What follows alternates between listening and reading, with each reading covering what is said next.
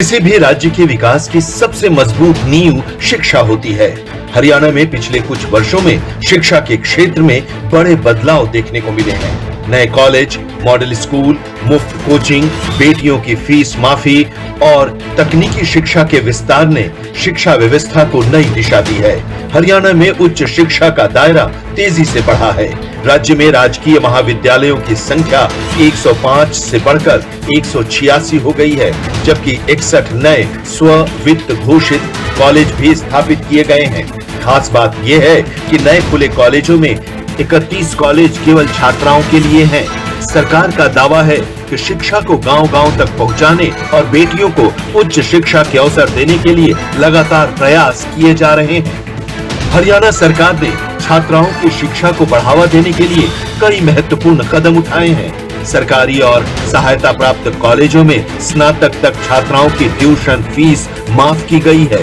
वहीं 1,80,000 रुपए तक की वार्षिक आय वाले परिवारों की बेटियों को स्नातकोत्तर स्तर तक फीस में राहत दी गई है। छात्राओं की सुरक्षा के लिए कॉलेज परिसरों और छात्रावासों के आसपास सीसीटीवी कैमरे लगाए गए हैं तथा परिवहन सुरक्षा योजना लागू की गई है। राज्य में 1420 राजकीय मॉडल संस्कृत प्राथमिक विद्यालय बनाए गए हैं। इनका मुख्य उद्देश्य होमवर्क वातावरण में छोटे बच्चों के मन से पढ़ाई के भय को दूर करना है। प्रदेश में 218 राजकीय मॉडल संस्कृत वरिष्ठ माध्यमिक विद्यालय स्थापित किए हैं और ये CBSE से संबंधित हैं और इसमें पठन पाठन का माध्यम भी अंग्रेजी है। पीएम श्री स्कूल योजना के तहत प्रदेश में 250 पीएम श्री स्कूल विद्यालय ये हरियाणा प्रदेश में हमने खोले हैं। राजकीय विद्यालयों में पढ़ने वाले हमारे मेधावी विद्यार्थियों को कोचिंग उपलब्ध कराने हेतु सुपर 100 कार्यक्रम ये चलाया जा रहा है और इसके तहत 534 बच्चों ने ITI, IIT व NET में जैसी परीक्षाओं में सफलता हासिल की है, जो हमारे सरकारी स्कूलों में विद्यार्थी पढ़ रहे हैं। मित्रों, मुझे खुशी है कि प्रदेश के विद्यालयों में अधिक से अधिक विद्यार्थी विज्ञान विषय को पढ़े, उनकी सोच और दृष्टिकोण वैज्ञानिक हो, उनकी विज्ञान व गणित के प्रति रुचि बढ़े।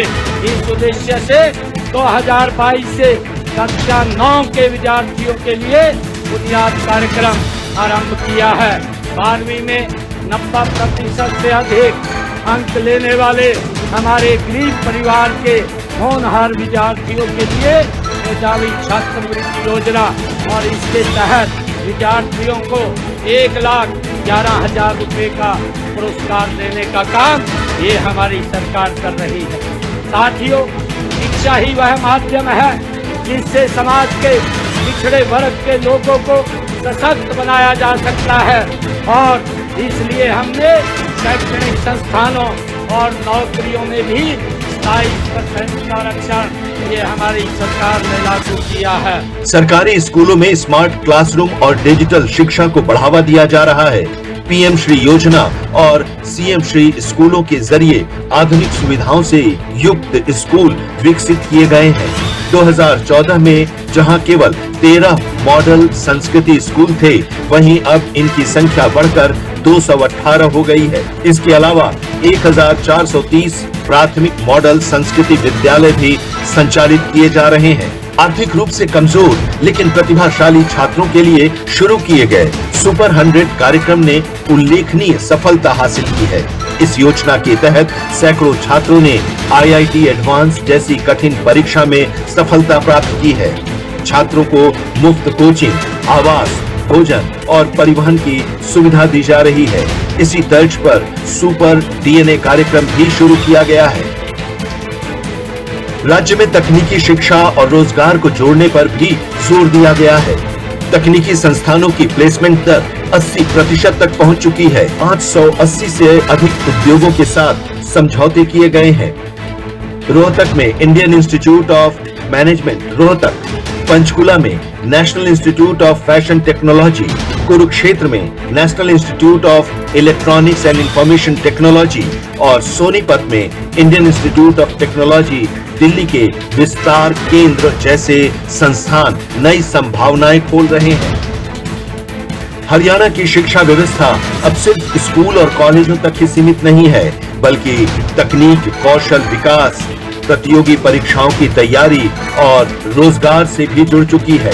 सरकार का दावा है कि शिक्षा में किए गए ये निवेश आने वाले वर्षों में राज्य के विकास को नई ऊंचाइयों तक पहुंचाएंगे।